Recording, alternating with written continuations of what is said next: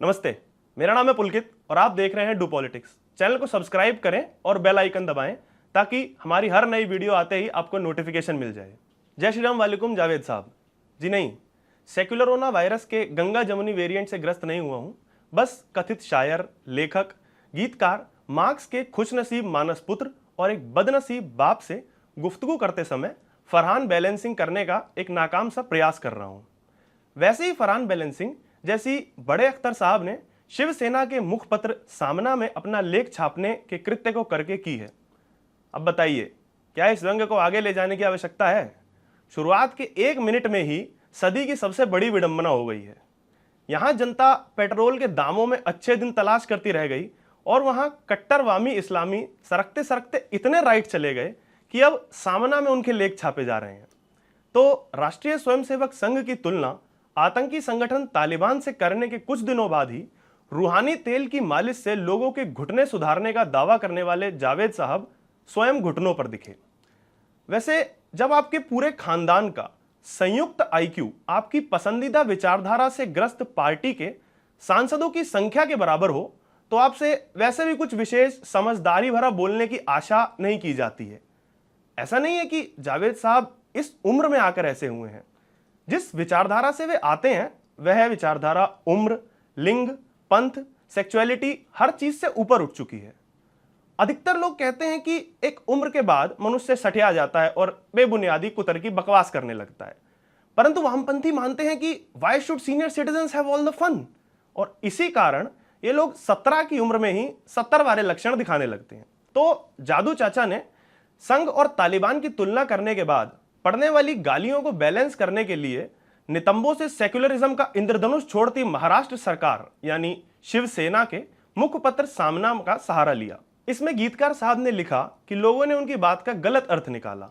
असल में हिंदू तो दुनिया में सबसे सभ्य और सहिष्णु बहुसंख्यक हैं, क्योंकि हिंदुस्तानी स्वभाव से कट्टरपंथी नहीं होते और उदारवाद उनके डीएनए में है। इस बात पर अभी भी शोध जारी है कि यह डीएनए भागवत साहब के बयान वाला डीएनए है या फिर अलग।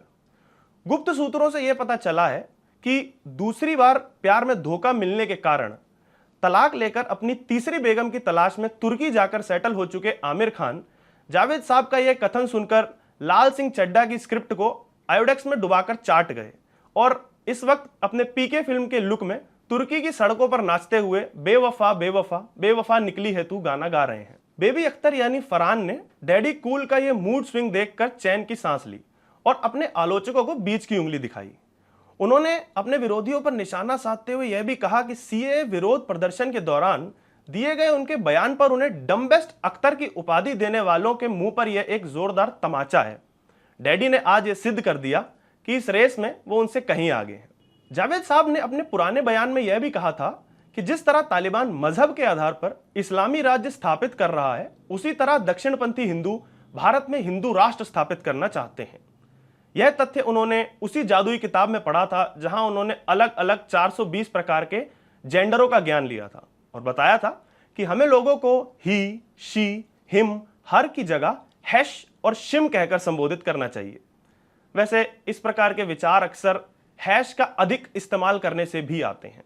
जावेद अख्तर के साथ साथ अपने बच्चों के लिए चिंतित नसीर भाई ने भी अफगानिस्तान और तालिबान को लेकर कुछ दिनों पहले चिंता व्यक्त की थी। वैसे उनका अपने बच्चों के लिए चिंता करना और दक्षिणपंथी ट्रोल्स का इस बात पर उन्हें ट्रोल करना, इस बात के मैं निजी तौर पर सख्त खिलाफ हूं।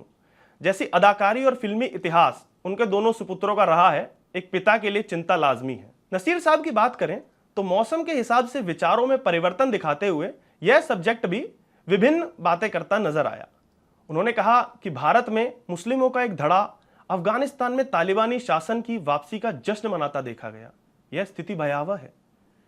इस कथन से बड़ी विडंबना यह है कि नसीर भाई ने यह कथन द वायर की आरफा खानम शेरवानी के साथ साक्षात्कार के दौरान कहा। उम्र के आधार पर नसीर भाई को बेनिफिट ऑफ डाउट देते हुए मैं यह कहना चाहूंगा कि शायद वे भूल गए होंगे कि असल में गंगाधर ही शक्तिमान है। नसीरुद्दीन शाह की इस टिप्पणी के बाद दक्षिणपंथियों में एक अलग सी खुशी की लहर दौड़ गई। कई लौंडे तो इतने उत्साहित हो गए कि व्हाट्सएप पर क्या नसीरुद्दीन शाह का असली नाम नारायण दत्त शर्मा है के मैसेज फॉरवर्ड करते देखे गए। सारी गलती इनकी भी नहीं है।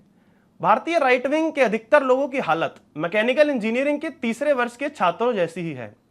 जैसे ये प्रेम का प्यासा नर कॉलेज के हर कल्चरल फेस्ट पर किसी भी जीवित मादा की मंद सी मुस्कान पर मर जाने के लिए तत्पर रहता है, उसी प्रकार भारतीय राइट विंग वामपंथियों द्वारा अपने समर्थन में किए गए नील बटा सन्नाटा प्रतिशत के भी बयान पर ऐसा चरम सुख लेने लगता है जैसे राहुल गांधी के वेट एब्स देखकर कन्याएं और पुरुष और मैं।